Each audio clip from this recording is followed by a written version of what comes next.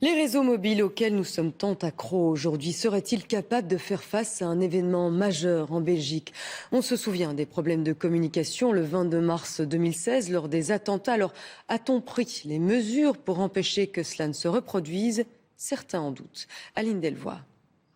C'est un couac qui avait fait beaucoup de bruit. Lors des attentats, le réseau GSM et le réseau des services de secours Astrid avaient rapidement été saturés.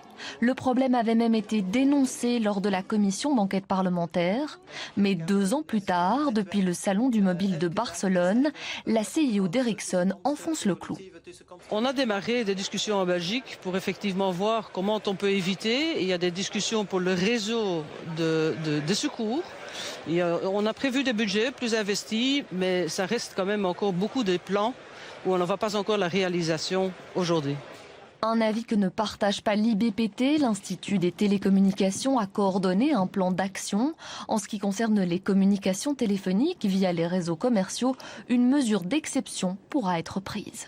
Lorsqu'il y a urgence, vous pouvez augmenter l'émission de certaines antennes pour assurer une plus grande couverture et plus de bandes passantes, donc plus de services aux utilisateurs.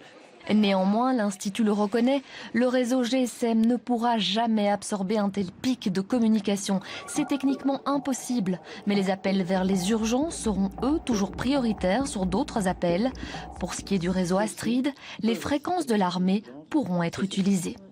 Nous avons établi un accord entre Astrid, la Défense et nous-mêmes, de manière à mettre plus de fréquences à disposition pour Astrid. Donc les utilisateurs, s'ils sont plus nombreux dans la même zone de fonctionnement, Astrid a la possibilité d'utiliser ce spectre supplémentaire pour offrir plus de fréquences aux utilisateurs.